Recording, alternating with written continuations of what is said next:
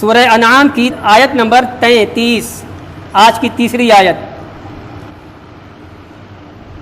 قد نعلم انه لا يحزنك الذي يقولون فانهم لا يكذبونك ولكن الظالمين بآيات الله يجحدون۔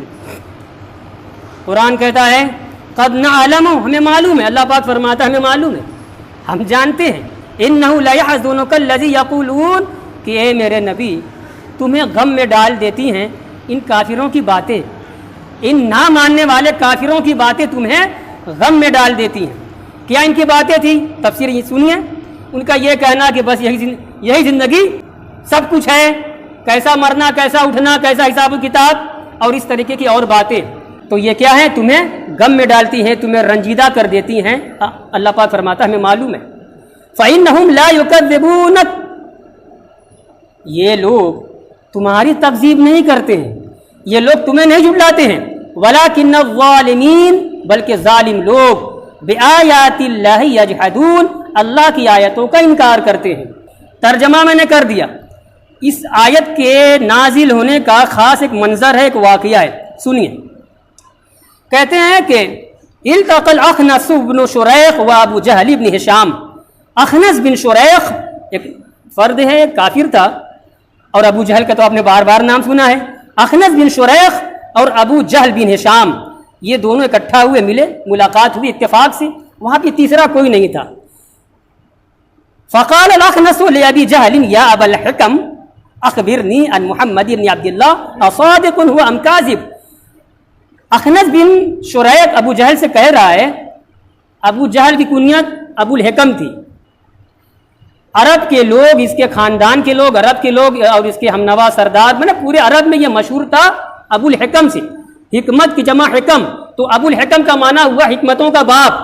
جب اسلام آیا، آپ علیہ الصلوۃ والسلام نے اپنی دعوت پیش کی اور قدم قدم پہ اس نے جہالت کا ثبوت دیا، تو ابو جہل کنیت دینے والے آقا ہیں۔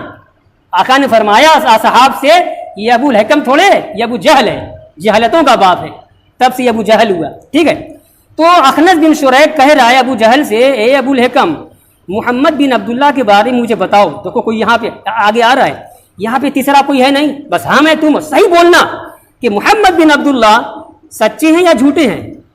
کون کہہ رہا ہے؟ اخنس بن شریق کہہ رہا ہے ابو جہل سے، سنیے، کہتا ہے یہ ہے نا فَإِنَّهُ لَيْسَ هَاهُنَا أَحَدٌ يَسْمَعُ كَلَامَكَ غَيْرِي۔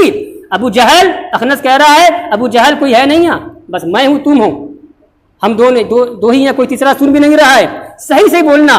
فقال ابو جہل، اعتراف دیکھیے، اعتراف، ابو جہل کہہ رہا ہے اپنے ساتھی سے تنہائی میں، واللہ ان محمد لصادق، اخنس اللہ کی قسم، خدا کی قسم، محمد سچے ہیں، اعتراف کر رہا ہے تنہائی میں اپنے دوست کے سامنے، سچے ہیں۔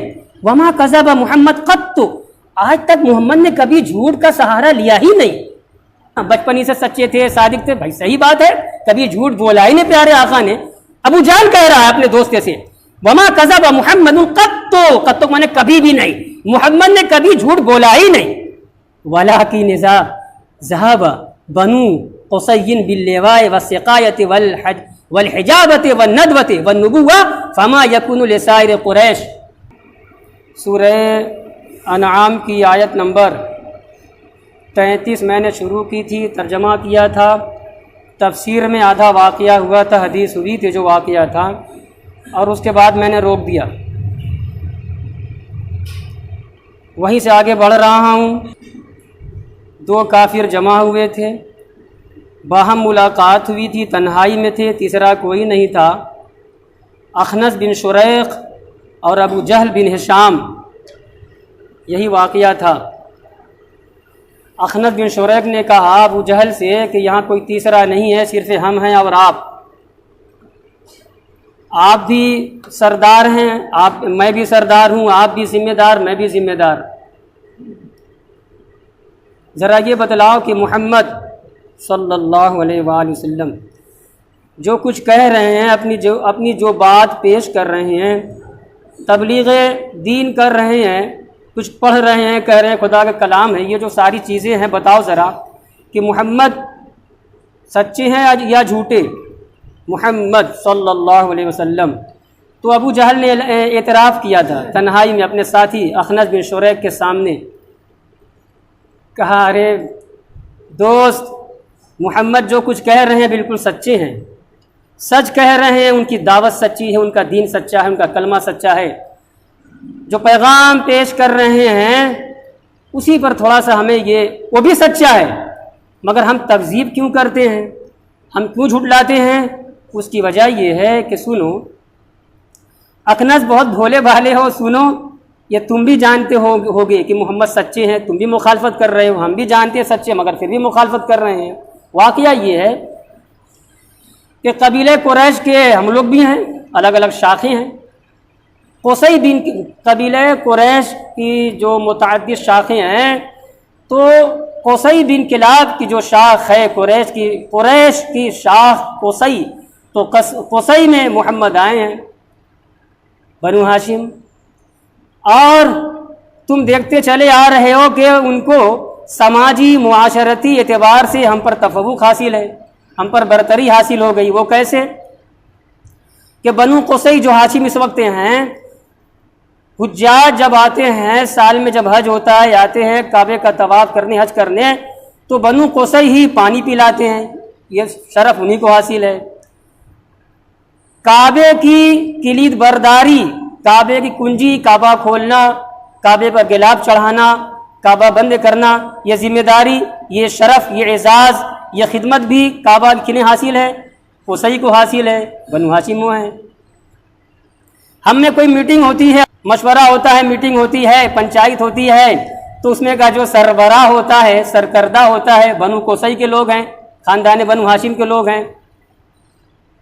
تو یہ ساری چیزیں میں تو وہ سبقت لے گئے، اب ایک چیز بچی تھی، نبوت انہی کے اندر آ گئی، تو ہم کیسے مان لیں؟ سارا شرف انہی کو دے دیں؟ یہ شیطان رینگا تھا ابو جہل کے ذہن و فکر و دماغ میں۔ اس سے اچھا، عربوں کا جو پرچم ہے، قریش کا جو پرچم ہے، فلیگ، اس کو اٹھانے کی ذمہ داری، لے چلنے کی ذمہ داری ہے نا، قافلہ ہو یا جنگ کا میدان ہو، وہ بھی قصی کے خاندان میں ہے، تو سارا شرف انہی کو حاصل ہو گیا۔ اب ایک لے دے کے یہ بہت بڑا اعزاز بچا تھا کہ آخری نبی، ہم بھی سنتے ہیں یہودیوں سے کہ ایک نبی آئے گا، تو اب نبی بھی انہی میں سے مان لے تو بچے گا کہ ہمارے پلیٹ میں، ہمارے کھانے میں، ہمارے جو ہے دائرے میں کا، اس لیے مانتا نہیں۔ تو یہ ہے کتنی بڑی چیز ہے خاندانی عصبیت، منحوس، بڑی کیا منحوس خاندانی معاشرتی عصبیت۔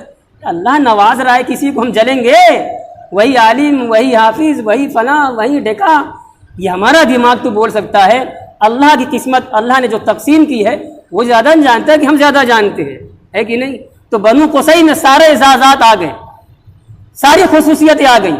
پرچم اٹھانے کی ذمہ داری پہلے ہی سے تھی، حجاج آتے ہیں ان کو پانی پلانے کی ذمہ داری انہی کی تھی، کعبے کو کھولنا، کعبے کو بند کرنا، کعبے پر نیا گلاب چڑھانے کی ذمہ داری انہی کی تھی۔